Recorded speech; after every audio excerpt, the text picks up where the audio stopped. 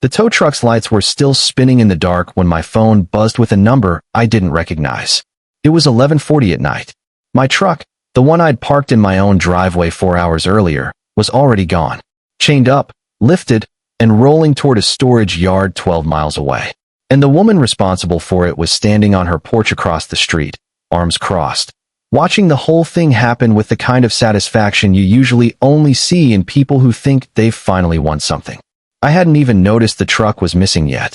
I was inside finishing up paperwork that had nothing to do with HOA violations or towing. My name's Daniel Reyes. I've spent the last 16 years as a federal law enforcement officer, the kind of job where you learn to keep good records of everything, because someday those records are going to matter. That night, they mattered faster than I expected. The call wasn't from the police, and it wasn't from my neighbor, either, though she was the reason any of this was happening. It was from the tow yard.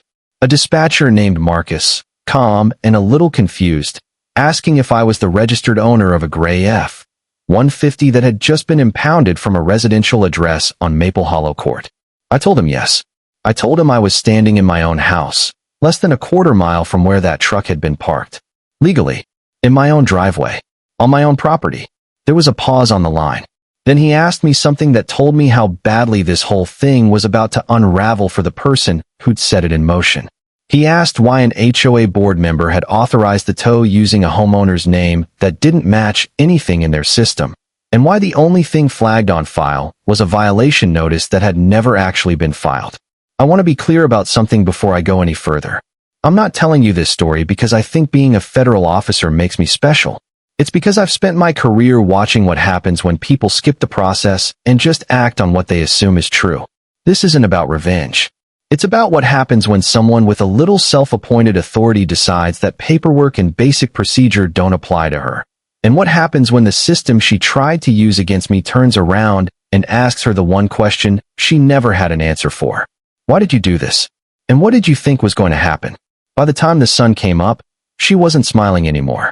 But to understand how we got there, you need to go back 6 weeks, to the day I first met the woman who thought a clipboard and a title on an HOA board gave her the authority of a judge, a police officer, and a property assessor all rolled into one. Her name was Diane Castellano. And this is what happened when she decided my driveway was her problem to solve. Maple Hollow Court is the kind of street that looks exactly like the brochure photos. Curved sidewalks, matching mailbox posts, a community sign at the entrance with gold lettering that says Hollow Creek Estates, a premier living community. My wife Renata and I bought our house there 4 years ago, back when I was stationed nearby, and looking for somewhere quiet to put down roots that wouldn't require us to move again anytime soon. It's a decent neighborhood. Most of the people there are normal, retirees, young families, a couple of guys who work in IT and wave from their garages on weekends. The HOA itself isn't unusual either, at least on paper. Standard stuff. Lawn maintenance guidelines, exterior paint approval, a noise ordinance after 10 at night, and a parking policy that, like most HOA parking policies, is just vague enough to cause problems if the wrong person ever gets put in charge of enforcing it. That's where Diane Castellano comes in. Diane joined the HOA board about 8 months before any of this started, taking over as the head of what the community newsletter called the Compliance and Aesthetics Committee. I want to be fair to her for a second, because I think it's important to understand that not everyone who joins an HOA board is a bad person. Some of them genuinely want to keep property values up and the neighborhood looking nice.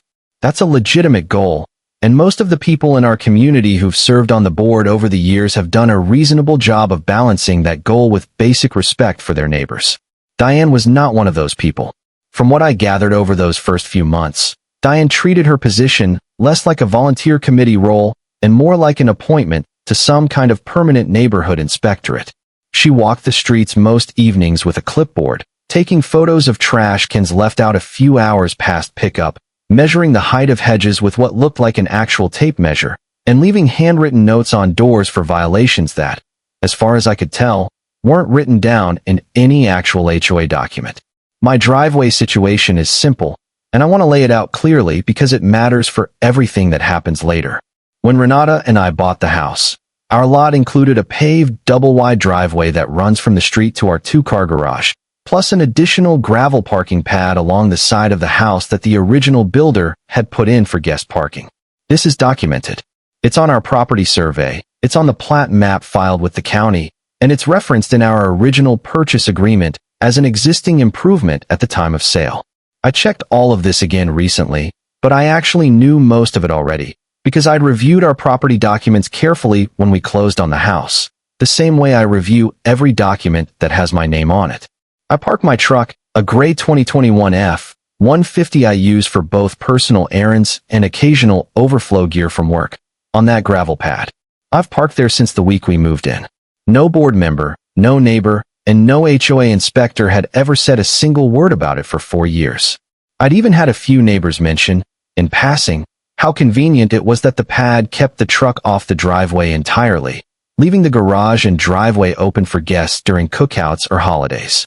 If anything, it had always struck people as a thoughtful use of the space, not a problem in need of fixing, until Diane decided otherwise.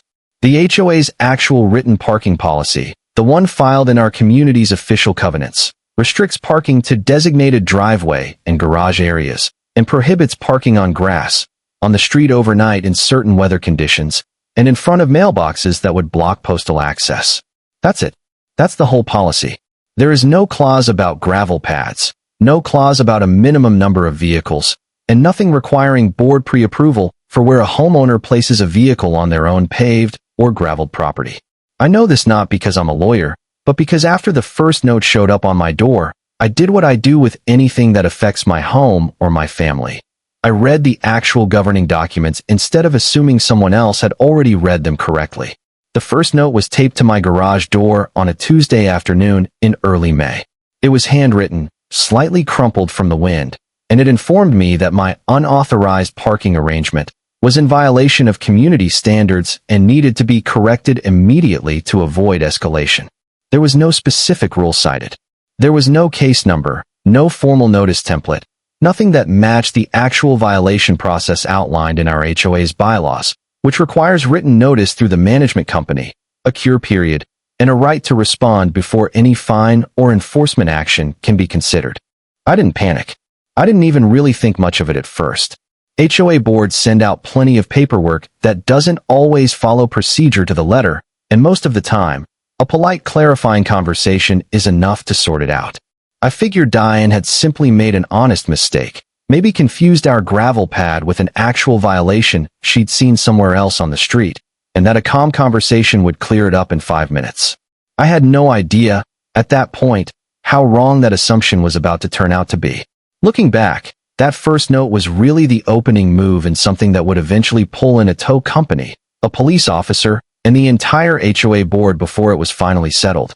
But on that Tuesday afternoon, standing in my driveway with a crumpled piece of paper in my hand, it just looked like a minor annoyance, the kind every homeowner deals with at some point. I caught up with Diane 4 days after that first note appeared. It wasn't planned. I was walking back from checking the mail when I saw her coming down the sidewalk with her clipboard tucked under one arm, phone in the other hand, clearly mid-photo session of someone's recycling bin.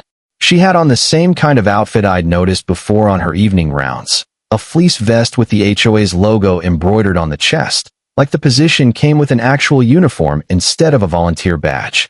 "Diane," I said, keeping my voice friendly. "Hey, do you have a second? I wanted to ask about the note I got on my garage." She stopped walking and looked at me the way you'd look at someone who'd interrupted something important.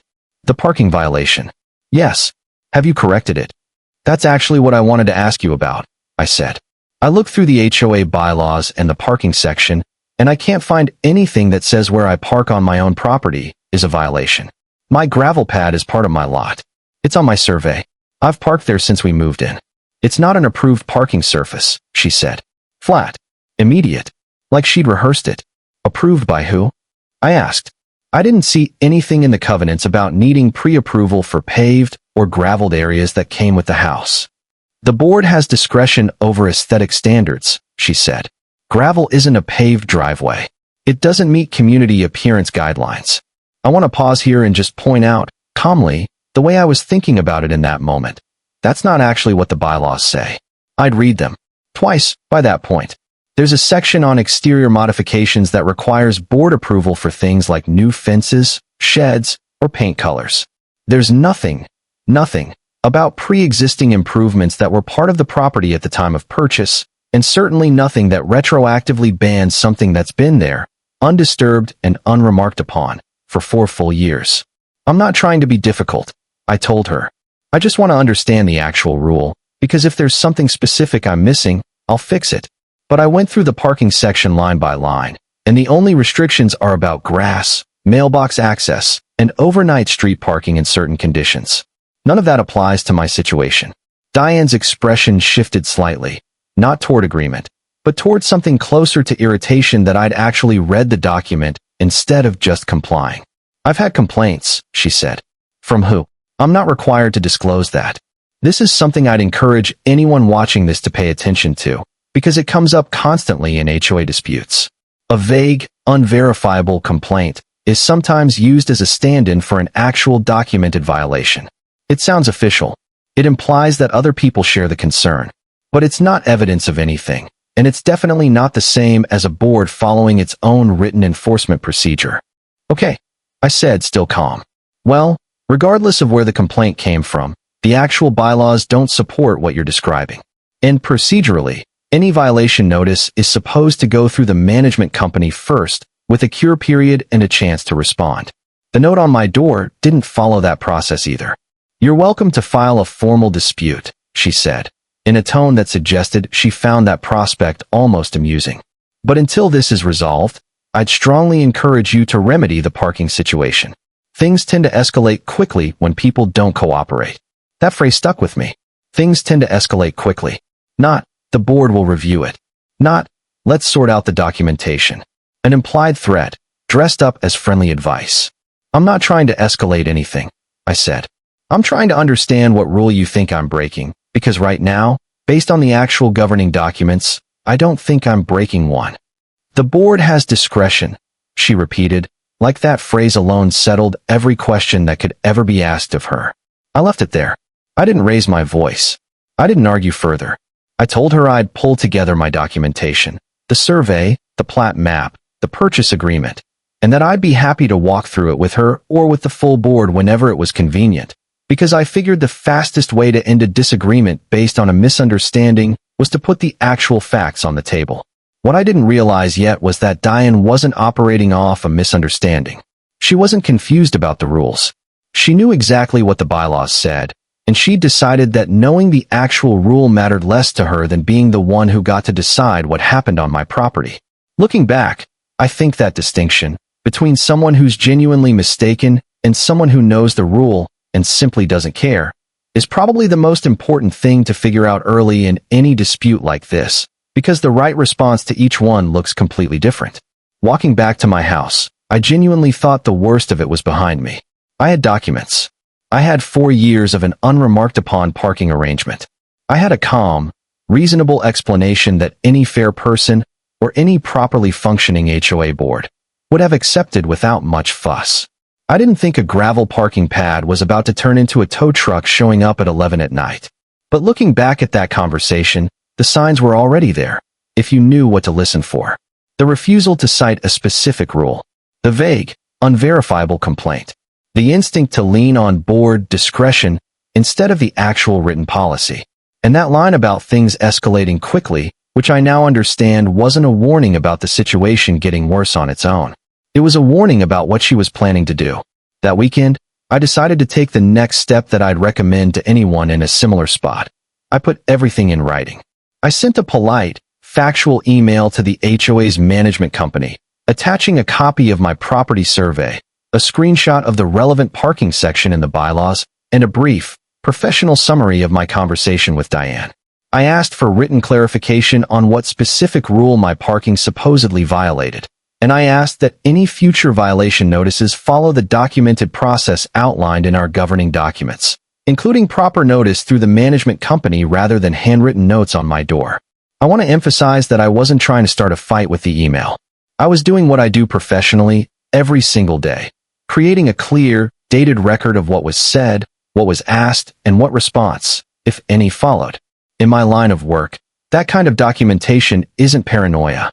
It's just due diligence. If a misunderstanding really was at the root of this, the email would clear it up quickly and quietly, and that would be the end of it. The reply came back 2 days later from the property manager, a woman named Patrice who handled several communities in the area. It was short, professional, and, frankly, exactly what I expected from someone doing their job correctly. She confirmed what I already knew. There was no board-approved restriction on graveled parking areas that existed prior to a homeowner's purchase, and any enforcement notice was supposed to come through her office, not directly from an individual board member. She said she'd flag the note I'd received and follow up with the board about proper notice procedures going forward. For about a week, things were quiet. No new notes appeared on my door. I didn't see Diane out walking the street with her clipboard, or at least not near my house. Renata joked that maybe the whole thing had blown over, and for a few days, I actually let myself believe that the documentation had done exactly what documentation is supposed to do: settle a dispute before it became something bigger. I should have known better.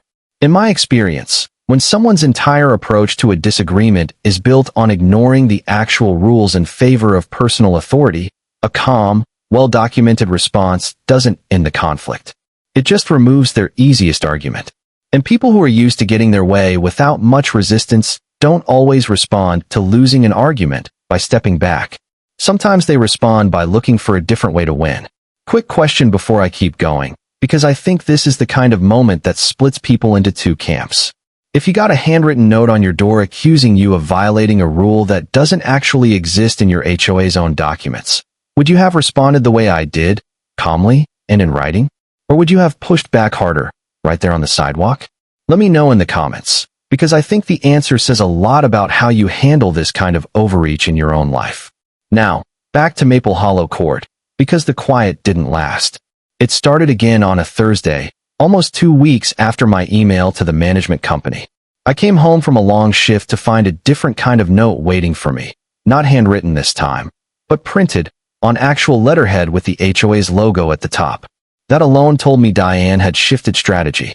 She wasn't just leaving informal warnings anymore. She was trying to make this look official. The notice claimed that my vehicle was in violation of Section 4.2 of the Community Parking and Vehicle Standards, citing language about unauthorized surface modifications and warning that continued noncompliance would result in a fine of $200 per week, escalating after 30 days to towing at the owner's expense. Here's the problem. I'd read Section 4.2. I'd read the entire bylaws document, cover to cover, more than once at that point. There is no Section 4.2 dealing with surface modifications. The actual Section 4.2 in our governing documents covers exterior holiday lighting and seasonal decoration timelines. I checked it again that same night, just to make sure I wasn't misremembering, and I wasn't. Diane had either invented a section number out of thin air, or she was citing some other community's bylaws entirely, hoping nobody would check. I called Renata into the kitchen and read her the notice, then pulled up the actual document on my laptop so she could see the real Section 4.2 side by side with what Diane had printed and stapled to my door. My wife isn't easily rattled. She manages a surgical scheduling office and deals with far more stressful conflicts on a daily basis than a neighbor with a clipboard. But even she looked at the screen for a long moment before saying what I was already thinking. This woman is making things up, and she's putting it on official-looking paper to make it seem like she isn't. I want to be careful here, because I think it's easy in stories like this to assume the worst about someone's motives without solid ground to stand on. So let me just stick to what I actually know happened, because that's enough on its own. Diane cited a section of the bylaws that doesn't say what she claimed it said. She threatened a recurring fine that had no documented basis. And she escalated the threat to towing, despite the fact that no formal violation process had ever been properly initiated through the management company, the way Patrice had already confirmed it was supposed to work. I called Patrice the next morning. She was, understandably, confused. She told me she had no record of any new violation notice being issued through her office, and she had no knowledge of a $200 weekly fine being authorized for my address, or for any address, actually, since fine schedules for our community had to be approved by a board vote and documented in meeting minutes, not decided unilaterally by one committee head. I'll be honest with you, Patrice said. This isn't the first complaint I've gotten about Diane skipping the proper notice procedure. But this is the most serious one. A fabricated bylaws citation is a different level of problem. That was reassuring to hear, in a way, but it also told me something important. This wasn't an isolated misunderstanding. This was a pattern. And patterns don't usually correct themselves just because one person points out a mistake. I responded to the printed notice the same way I'd responded to the first one, calmly, in writing, with documentation attached. I sent a follow-up email to Patrice and copied the HOA board's general contact address, attaching a screenshot of the actual Section 4.2 from the governing documents, along with a polite but direct statement that the cited violation appeared to be fabricated, that no fine schedule matching the notice had ever been approved or published, and that I'd appreciate written confirmation that the threatened action would not proceed without proper board authorization and documented process. I didn't call Diane names. I didn't accuse her of anything beyond what the documents themselves already showed. I didn't threaten legal action because, frankly, at that point, it hadn't escalated to a level where that made sense, and I don't believe in reaching for legal threats as a first response to a neighbor dispute, even a frustrating one. I just laid out the facts and asked for the situation to be handled the way the actual rules said it should be handled. 3 days later, I saw Diane in person again. This time, she approached me, walking briskly across her yard as I was unloading groceries from the truck. "I got your email," she said, arms crossed. "I don't appreciate being accused of fabricating documents." "I didn't accuse you of anything," I said. "I pointed out that the section you cited doesn't match the actual bylaws. That's not an accusation. That's just what the document says. The board has the authority to interpret and enforce community standards as it sees fit," she said. "I don't need to walk you through every line of a policy for it to be valid. Diane, if a fine doesn't exist in any approved fine schedule, and a bylaws section doesn't say what you're claiming it says, that's not really a matter of interpretation. That's just inaccurate." Her jaw tightened. "We'll see how confident you are when the tow company shows up." That was the first time anyone had said the word tow out loud, directly to me, as a threat rather than a vague warning about escalation. And I want to be honest with you about how that landed. I wasn't scared, exactly. I've dealt with far higher stakes confrontations in my career than a disagreement over a gravel parking pad. But I was concerned, because it told me Diane wasn't planning to wait for the board, or for proper process, or for anyone's approval. She was telling me, plainly, that she intended to act unilaterally, using a private towing company, against a vehicle parked legally on my own documented property. "You're welcome to try," I told her, keeping my voice level. "But I'd strongly encourage you to check with Patrice and with legal counsel before authorizing anything like that, because towing a vehicle from private property without proper cause tends to create liability that goes well beyond a parking dispute." I wasn't offering that as a threat. I want to be clear about that. I was telling her, honestly and calmly, what I believed to be true, the same way I'd want someone to warn me if I was about to do something that could land me in real trouble. Diane didn't respond right away. She just stood there for a second, jaw tight, like she was weighing whether to say something else, before finally turning and walking back toward her house, clipboard swinging at her side. I went inside and told Renata what had happened. We talked about it for a while, weighing whether I should call a lawyer right then, whether I should park the truck somewhere else temporarily just to avoid the hassle, whether this was even worth the stress it was clearly starting to cause. In the end, I decided not to change anything about where I parked. Not out of stubbornness, but because I genuinely believed, and still believe, that backing down from a legitimate position just to avoid conflict with someone who's wrong usually just teaches that person they can keep pushing. What I didn't know yet was how soon she'd follow through on that threat, or how badly she'd misjudge what would happen when she did. I want to pause here and ask you something, because I think this is where the story starts to shift from annoying neighbor into something different. When someone fabricates a rule, invents a fine, and then threatens to tow your vehicle off your own legally documented property, does that sound like a misunderstanding to you anymore? Or does it sound like a power trip, somebody who got a little bit of authority and decided that authority meant she didn't have to follow any actual rules herself? Drop your honest take in the comments. I read every one of them. For a little while after that conversation in the yard, things actually got quiet. Quieter than I expected. For nearly 3 weeks, Maple Hollow Court went back to feeling like the same quiet street we'd lived on for 4 years. No notes. No printed letterhead with invented section numbers. No clipboard sightings near my driveway.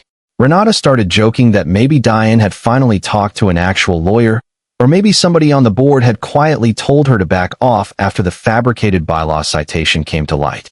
I want to be honest about how that period felt, because I think it's worth naming. It felt like relief. Real relief. The kind where you don't realize how much low-level tension you've been carrying until it lifts. I stopped double-checking the truck before bed. I stopped half-expecting another printed notice every time I pulled into the driveway. Patrice had mentioned, in a brief follow-up call, that she'd had a conversation with the board about Diane's conduct, and that the board chair, a retired schoolteacher named Harold who mostly stayed out of day-to-day disputes, had asked Diane directly to stop issuing unilateral notices without going through the proper channel.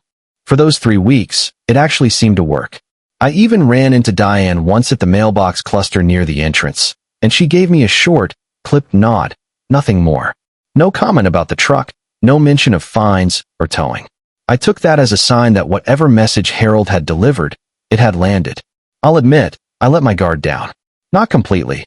I still kept copies of every email, every notice, every screenshot of the real bylaws sections, all organized in a folder on my laptop the way I'd organize evidence for anything else in my professional life. Old habits. But I stopped expecting to need any of it. Renata and I even talked, half-jokingly, about whether the whole thing would make a good story to tell at a barbecue someday. The time the HOA tried to invent a fake rule and got shut down by a property manager who actually knew the bylaws. We laughed about it. We genuinely believed it was over. I remember telling her it felt almost anticlimactic, like we'd braced for a much longer fight, and the whole thing had just quietly dissolved on its own. Looking back now, I think that's actually one of the more important parts of this whole story, and not just because of what happened next.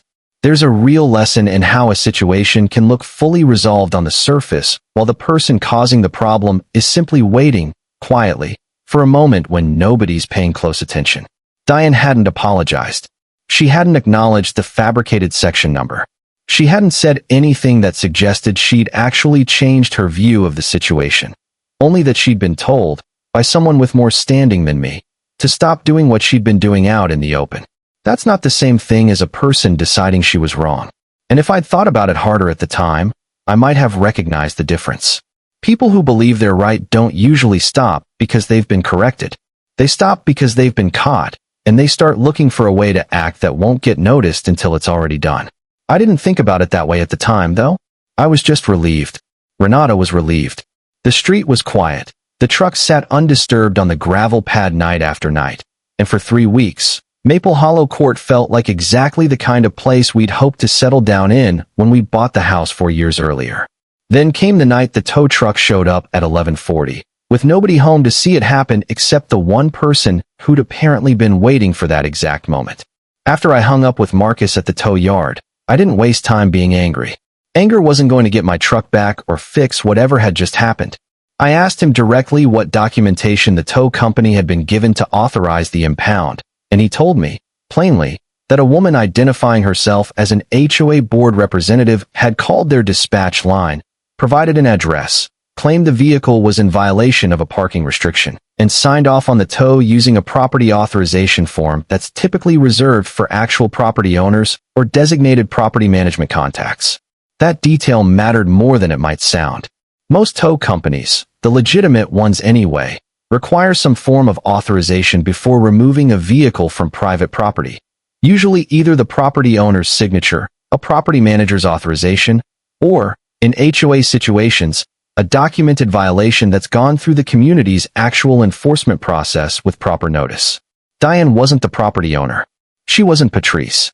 And based on what Marcus described, there was no documented violation on file that matched any real process. I asked him for the address where my truck had been taken, the name of the company, and a case or reference number, all of which he provided without hesitation, along with a direct callback number in case I needed to reach him again that night. Then I called the local police department's non-emergency line, because at this point, what had happened wasn't just a parking dispute anymore. It involved a vehicle being removed from private property under what looked like a false or unauthorized claim.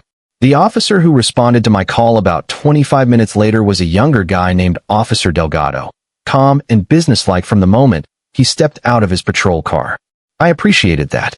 I've worked alongside enough law enforcement officers over the years to recognize professionalism when I see it, and Delgado had it. He didn't arrive assuming anyone was guilty of anything. He just asked questions and took notes. I walked him through it from the beginning. The handwritten note, the fabricated bylaws citation, the threat in the yard, the 3 weeks of quiet, the phone call from the tow yard less than an hour earlier. I showed him my property survey on my phone, the plat map, and the email chain with Patrice confirming that no formal violation notice had ever been properly issued through the management company. Delgado took his time with all of it.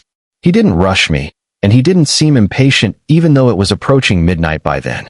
He asked clarifying questions here and there. When the first note appeared, whether I'd kept the printed notice with the fabricated section number, whether anyone else had witnessed the conversation in the yard where Diane had mentioned towing directly. I answered each one as factually as I could, sticking to dates and documents rather than how any of it had made me feel. That's a habit from my own work.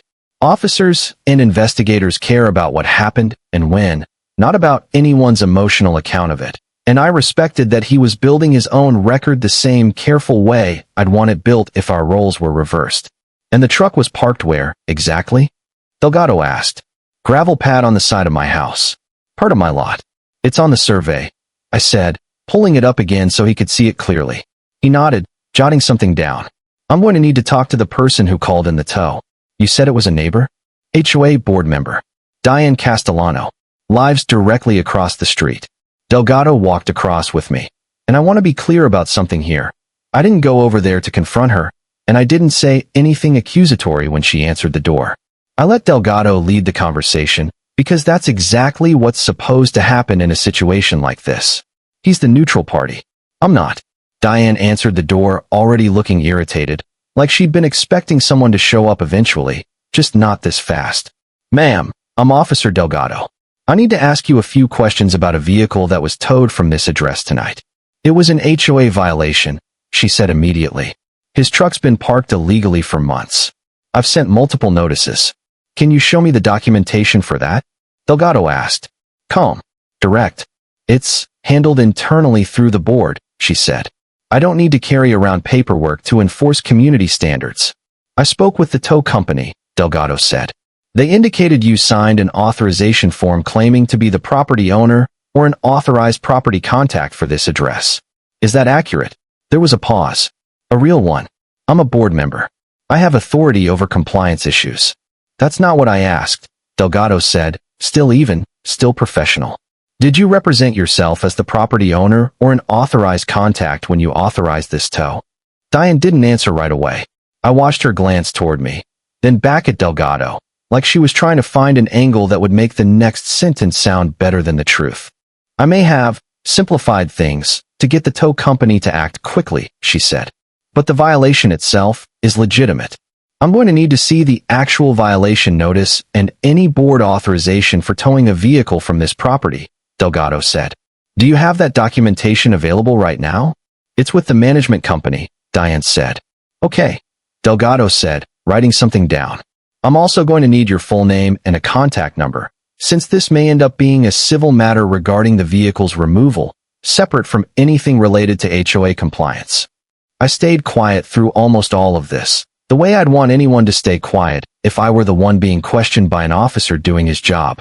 I answered when Delgado asked me direct questions, and I showed him my documentation when he asked to see it, but I didn't jump in to argue with Diane or pile on. That's not what that moment called for, and frankly, it wasn't necessary. The facts were doing all the talking that needed to happen. Delgado eventually turned back to me. Based on what I'm seeing, this looks like it may involve an unauthorized vehicle removal, possibly using a false representation to the tow company. That's something I'll need to document fully, and depending on what the tow company's records show, it could be referred for further review. I'd recommend you contact the tow yard directly about retrieving your vehicle, and keep all of this documentation together in case this moves forward. I will, I said. Thank you, officer. Diane didn't say anything else. She stood in her doorway, arms crossed again, but the posture had changed. It wasn't the confident, dismissive crossed arms from our conversation in the yard a few weeks earlier. It was something closer to someone realizing, in real time, that the explanation she'd been planning to give wasn't going to hold up under even the most basic, professional scrutiny. Delgado finished his notes, gave me a card with a report number, and told me he'd follow up once he confirmed a few more details with the tow company and the HOA's management office. Calm. Procedural. Exactly the way it should have gone. As I walked back to my house, I remember thinking that this was the part of the story where most people would expect some kind of dramatic blow-up. But that's not how real situations like this usually resolve. They resolve through documentation, through people doing their actual jobs, and through someone eventually being asked a question they don't have a truthful, defensible answer for. Diane had just been asked that question, and for the first time since this whole thing started, I watched her not have an answer. Before I get into what happened over the next few days, I'm curious about something. Have you ever seen the police get called over something this minor? A parking spot, a gravel pad, a disagreement that really should have been settled with one honest conversation? It still amazes me how often these situations escalate to that point, simply because someone refuses to acknowledge they might be wrong. Let me know in the comments if you've experienced something similar. Because once Officer Delgado's report started moving through the system, the real evidence started coming out, and it didn't take long for the full picture to form. The next morning, I drove out to the tow yard with Renata to retrieve my truck. The facility was a standard impound lot on the edge of town, chain-link fencing, gravel surface, the kind of place that's purely functional and not designed to put anyone at ease. A handful of other vehicles sat behind the fence in various states of disrepair, waiting on owners who, for one reason or another, hadn't shown up yet. Marcus, the dispatcher I'd spoken with the night before, was working the front counter, and he recognized my name before I even finished giving it.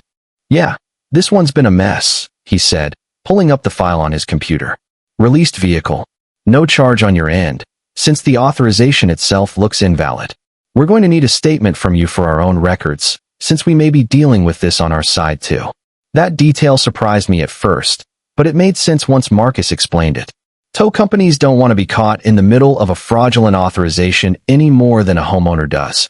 If a private citizen misrepresents their authority to get a vehicle towed, the company that acted on that false information can end up exposed too, especially if it turns into a civil dispute. Marcus pulled out the actual authorization form Diane had signed the night before and slid it across the counter so I could see it for myself. There it was in black ink. Her signature, under a line that read, "Authorized property contact or owner." Beneath it, a typed note from their dispatch records showing the call had come in at 11:09 p.m., specifically requesting an off-hours tow due to what she described on the call as an urgent ongoing community violation requiring immediate enforcement. I want to point something out here, calmly, because I think it matters. Urgent. Immediate. Those are not words that match a gravel parking pad that had been sitting untouched, without complaint, for 4 years, and without a single properly documented notice in the 3 weeks leading up to that night. There was nothing urgent about my truck. There was, however, something urgent about Diane's apparent need to act before anyone with actual authority could tell her not to. Over the following days, the picture kept filling in, piece by piece, the way these things usually do once the right people start asking the right questions. Patrice called me first. She'd been contacted by both Officer Delgado and Harold after the incident report reached the management company. She told me she'd pulled the complete violation history from my address going back to the day we moved in, and there was no record, none, of any board-approved fine, any properly issued violation notice prior to the handwritten note in May, or any documented vote authorizing towing on graveled surfaces that predated a homeowner's purchase. Diane issued that handwritten note and the printed notice with the fabricated section number entirely on her own, she said. There's no record of board involvement in either one, and definitely none in last night's tow. That confirmed what I'd already suspected, but hearing it laid out plainly still landed with weight. This wasn't a board decision I happened to disagree with. This was one person, acting outside the structure she was supposedly enforcing, repeatedly representing her own judgment as official community authority. Harold called me the next evening, sounding genuinely uncomfortable. "I want to apologize on behalf of the board," he said. "This isn't how our community is supposed to function, and frankly, this isn't the first concern I've heard about Diane's approach. It's just the most serious one." I appreciated him saying that, but I also told him, honestly, that an apology alone wasn't going to be the end of it. What happened involved a vehicle removed from my property under a false representation to a third-party company. That's not purely an internal HOA matter, and it deserved to be treated with the seriousness it warranted, regardless of how minor the underlying dispute had seemed at the start. The board called an emergency session 4 days later. I wasn't required to attend, but Harold asked if I'd be willing to come and lay out the documentation directly, partly so the rest of the board could hear it firsthand rather than through a secondhand summary, and partly, I think, because he wanted Diane to have the chance to respond to the actual facts in front of the people she answered to. I agreed, not out of any desire to see her embarrassed in front of her peers, but because I believed, and still believe, that the most respectful way to resolve something like this is openly, with everyone looking at the same set of facts at the same time. I brought the property survey, the plat map, the purchase agreement, screenshots of the real section 4.2, side by side with the fabricated version on Diane's printed notice, the email chain with Patrice, Officer Delgado's report number, and the towing authorization form itself, with Diane's signature under a line she had no legitimate claim to. Diane was already seated when I walked in, arms crossed in that same posture I'd seen so many times by now. But the room was different this time. It wasn't just me and her anymore. It was 5 board members, a property manager with the complete violation history in hand, and a stack of documents that didn't leave much room for the word discretion to do the heavy lifting it had been doing for weeks. Harold opened the meeting by laying out the basic timeline, careful and even-handed. He invited me to walk through my documentation first, and I did, methodically, one fact at a time, each backed by something in writing. I started with the survey and the plat map, showing the gravel pad as an existing improvement at purchase. Then the actual section 4.2, displayed next to a photo of Diane's printed notice citing the same number with completely different language. A couple of board members exchanged a look at that point, the look of someone doing quiet math about how this could have happened by accident, and concluding it probably didn't. Then the tow authorization form, Diane's signature beneath a line she had no legitimate claim to.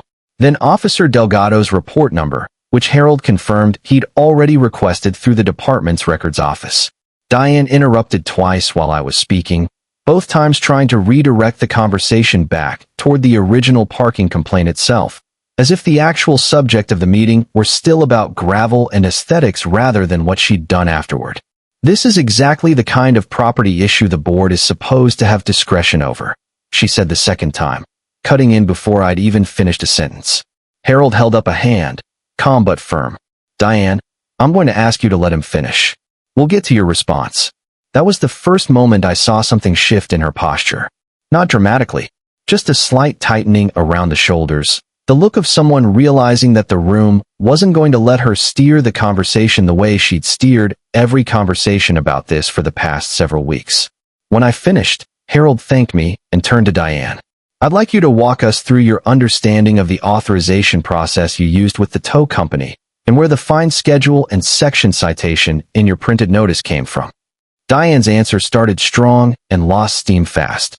She talked about community standards and protecting property values and her belief that she had implied authority as committee head to act quickly when she felt a situation warranted it. But when Patrice asked directly whether any of that had gone through an actual board vote, documented in minutes, the answer was no.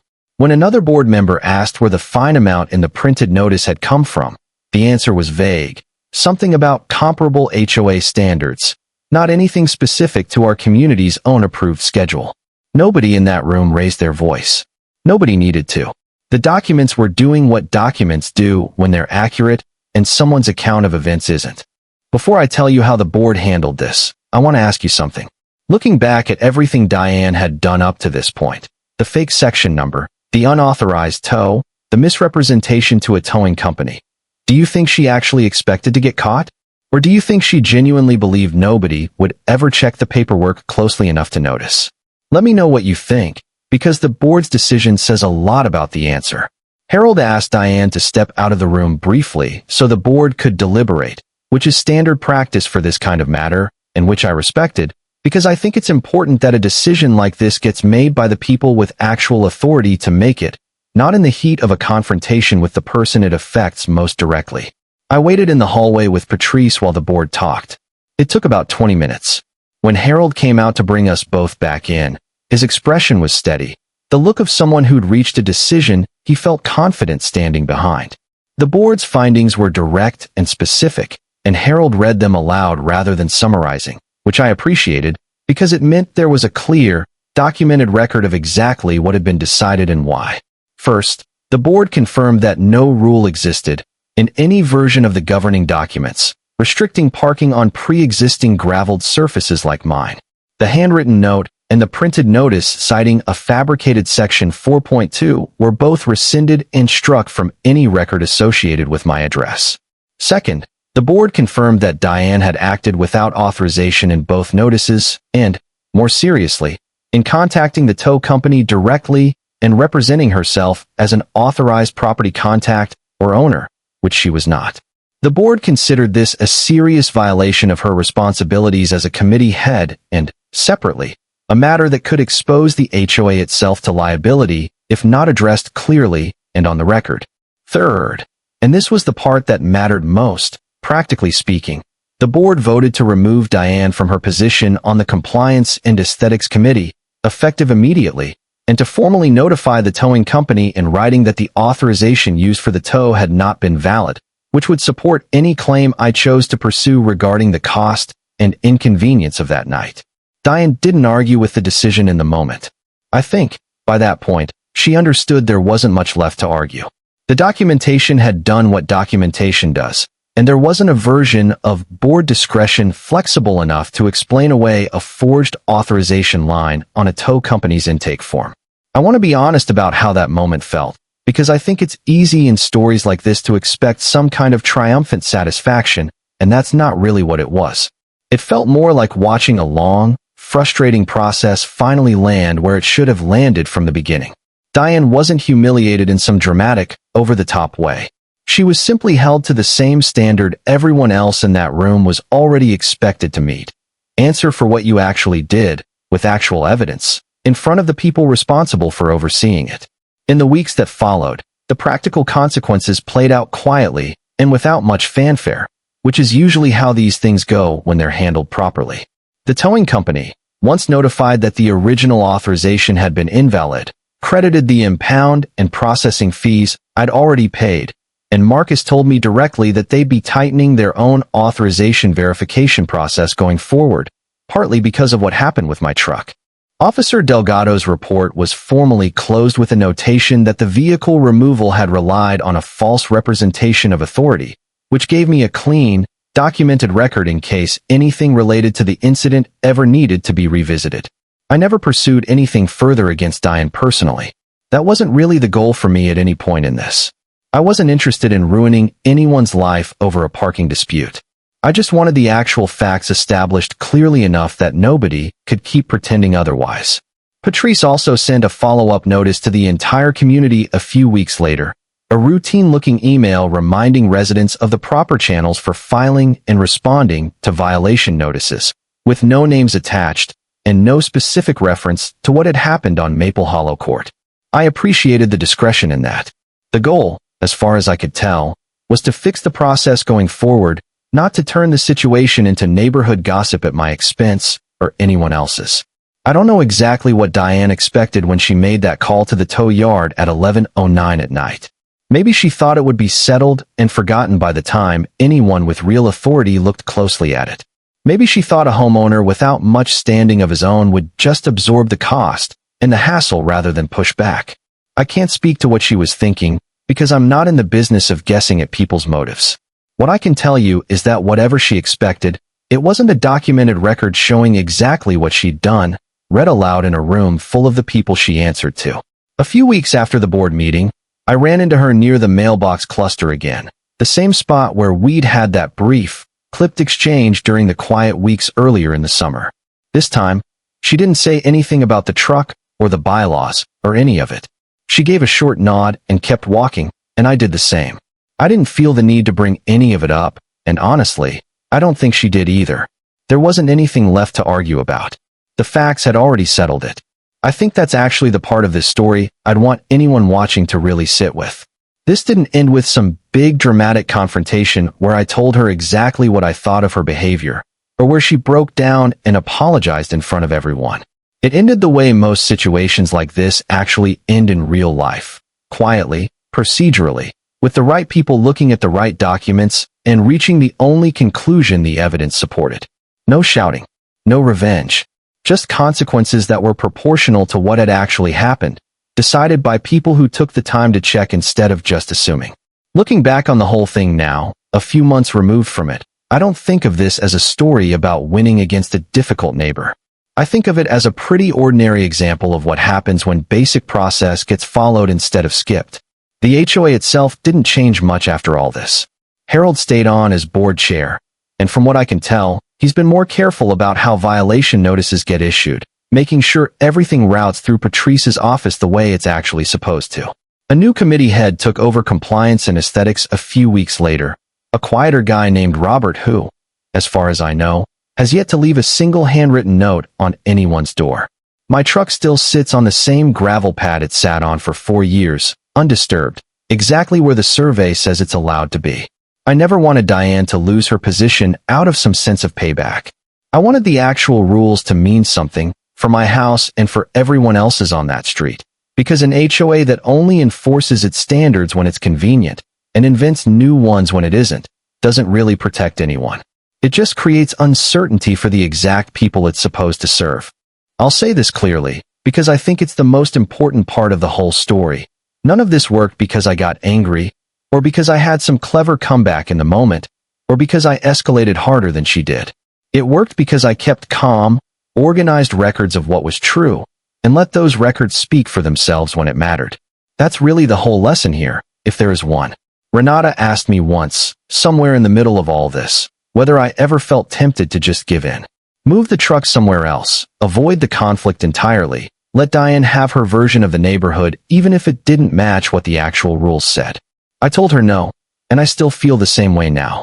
Not because I needed to win an argument with a neighbor, but because giving in to something untrue, just to avoid friction, has a way of teaching the wrong lesson to the person doing the pushing. If I'd moved my truck that first week, I don't think this story ends with a board correcting the record. I think it ends with Diane learning that vague threats and invented rules work just fine on people who'd rather avoid a hassle than stand on solid ground. That's not a satisfying story to tell, and it's definitely not one where the right people end up accountable for what they actually did. If there's one thing I hope you take away from this, it's that you don't need to match someone else's aggression to come out of a situation like this in the right place. You just need to know what's actually true, write it down, and be patient enough to let the right process catch up to the facts. Diane didn't lose her position on that board because I out-argued her or outmaneuvered her. She lost it because a documented record, built one calm step at a time, eventually couldn't be talked around anymore. I think there's something worth remembering in that, whether you're dealing with an HOA, a difficult neighbor, or honestly any situation where someone with a little authority decides the rules apply to everyone except them. Stay calm. Keep records. Let the facts do the heavy lifting, because they almost always can, if you give them the chance. If this story resonated with you, I'd really appreciate it if you hit like on this video and consider subscribing for more stories like it. It genuinely helps the channel, and it helps these kinds of stories reach more people who might be dealing with something similar right now. And if you've made it this far, I'd love to hear from you. Have you ever dealt with an HOA, a board member, or a neighbor who tried to invent rules that didn't actually exist, just to get their way? Share what happened in the comments below. I read through them, and honestly, some of the stories people share are just as wild as this one, sometimes more so. There's another story coming soon from this same channel, a different neighborhood, a different homeowner, but a familiar kind of overreach. Someone who assumed nobody would ever check the paperwork closely enough to catch what they were doing. I think you'll want to see how that one plays out, especially once you see what kind of evidence the homeowner in that story ends up sitting on without even realizing it at first. Thanks for watching, and I'll see you in the next one.